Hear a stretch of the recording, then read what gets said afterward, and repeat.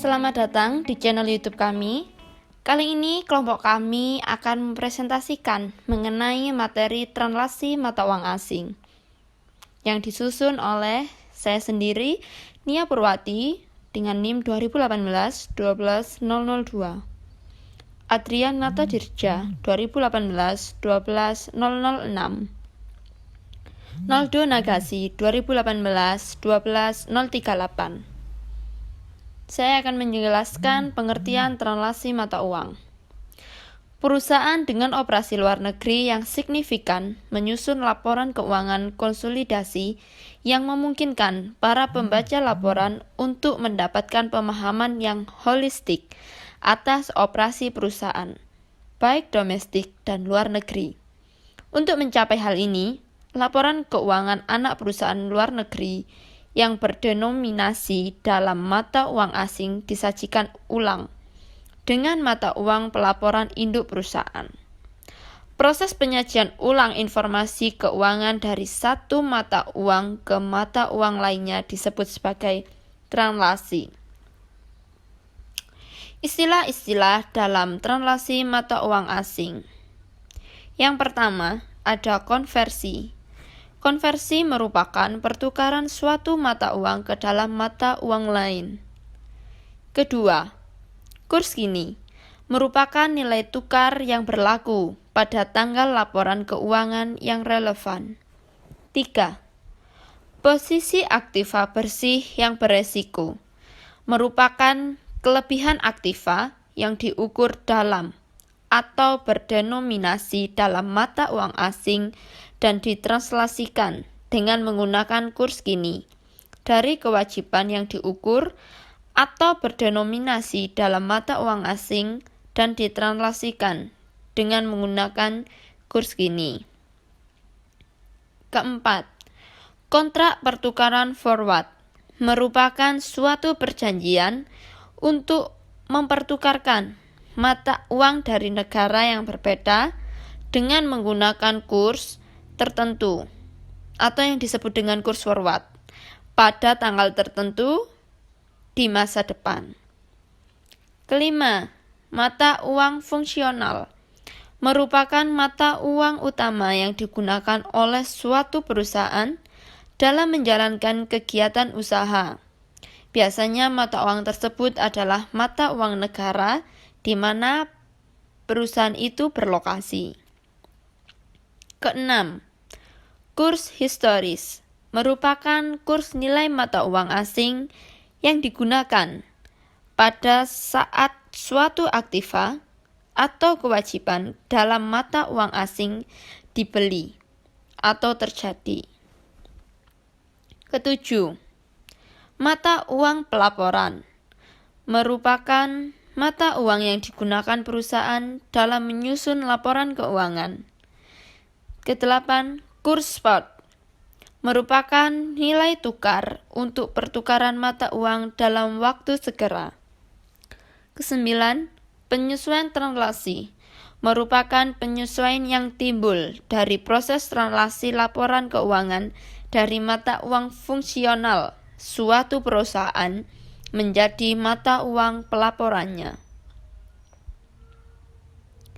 Berikut adalah istilah-istilah dalam translasi mata uang asing. Selanjutnya, kita akan membahas latar belakang dan terminologi. Translasi itu tidak sama dengan konversi atau pertukaran dari satu mata uang ke mata uang lain secara fisik. Translasi hanya sebuah perubahan satuan unit moneter, seperti halnya sebuah neraca yang dinyatakan dalam pound sterling Inggris disajikan ulang ke dalam nilai ekuivalen dolar Amerika Serikat. Tidak ada pertukaran fisik yang terjadi, dan tidak ada transaksi terkait yang terjadi, seperti bila dilakukan konversi. Adapun beberapa alasan mengapa translasi harus dilakukan adalah sebagai berikut. Agar para pembaca laporan untuk mendapatkan pemahaman yang holistik atas operasi perusahaan baik domestik dan luar negeri. Translasi mata uang asing merupakan tantangan bagi perusahaan multinasional untuk menyediakan pengungkapan informasi keuangan karena banyak metode translasi yang dapat digunakan yang menyebabkan perbedaan perlakuan atas keuntungan dan kerugian translasi. Translasi juga dapat digunakan untuk memberikan kemudahan bagi pembaca laporan keuangan. Praktek ini sering disebut sebagai translasi kemudahan atau convenience. Kurs nilai tukar variabel yang digabungkan dengan berbagai macam metode translasi yang dapat digunakan yang menyebabkan perbedaan perlakuan atas keuntungan dan kerugian translasi membuat perbandingan hasil keuangan satu perusahaan dengan perusahaan lain atau perbandingan hasil suatu perusahaan yang sama dari suatu periode ke periode lain sulit dilakukan. Untuk mencatat transaksi mata uang asing, mengukur resiko suatu perusahaan terhadap pengaruh perubahan mata uang, dan berkomunikasi dengan para pihak berkepentingan dari luar negeri. Dan yang terakhir, meluasnya peningkatan kebutuhan untuk menyampaikan informasi akuntansi mengenai suatu perusahaan yang berdomisili di suatu negara kepada pengguna di negara lain yang timbul dengan tujuan untuk mencatatkan sahamnya di suatu bursa efek luar negeri, melakukan akuisisi atau usaha patungan dengan pihak asing, atau ingin mengomunikasikan hasil operasi dari posisi keuangan kepada para pemegang saham asingnya. Pengaruh alternatif kurs translasi terhadap laporan keuangan. Yang pertama, kurs kini atau current adalah kurs nilai tukar pada saat tanggal laporan keuangan. Yang kedua, kurs historis atau historical adalah nilai tukar pada saat suatu aktiva dalam mata uang asing pertama kali diperoleh atau ketika suatu kewajiban dalam mata uang asing pertama kali terjadi. Yang ketiga, kurs rata-rata atau average adalah rata-rata sederhana atau tertimbun dari kurs nilai tukar kini. Transaksi mata uang. Perbedaan karakteristik pada transaksi mata uang asing adalah perjanjian yang dipengaruhi oleh mata uang asing. Transaksi mata uang asing mungkin menggunakan satu mata uang akan tetapi dihitung dengan mata uang lain. Untuk mengerti alasannya, pertama-tama pertimbangkan gagasan mengenai mata uang fungsional. FAS nomor 52, keputusan pihak yang berwenang AS pada akuntansi untuk mata uang asing, mengamanatkan persyaratan untuk transaksi mata uang asing.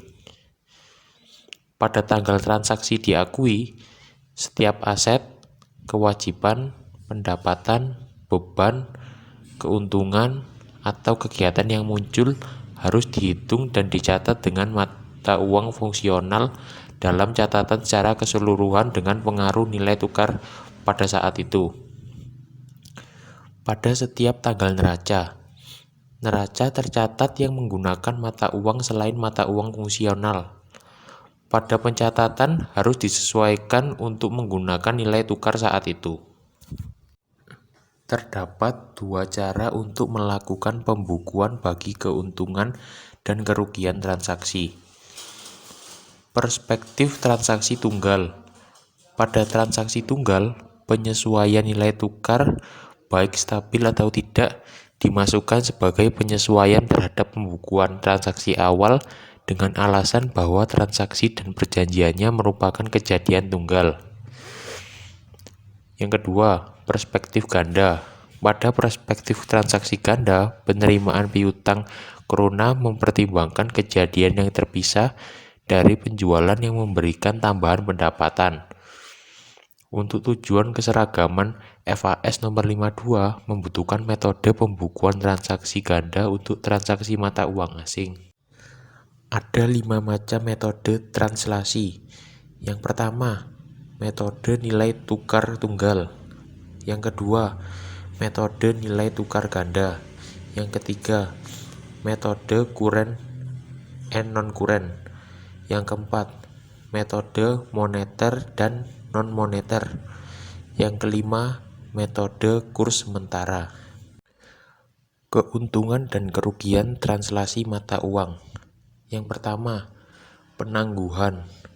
Yang kedua, penangguhan dan amortisasi. Yang ketiga, penangguhan sebagian. Yang terakhir, tidak ada penangguhan.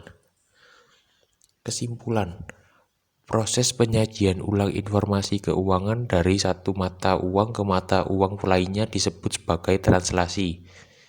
Transaksi mata uang asing terjadi pada pasar spot, forward, atau swap.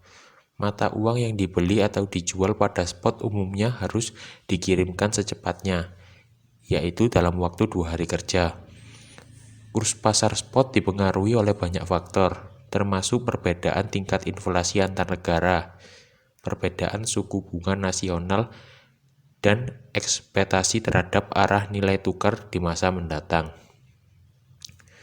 Transaksi pada pasar forward adalah perjanjian untuk melakukan pertukaran suatu mata uang dengan jumlah tertentu ke dalam mata uang lain pada suatu tanggal di masa depan. Transaksi swap melibatkan pembelian spot dan penjualan forward atau penjualan spot atau pembelian forward atas suatu mata uang secara bersamaan.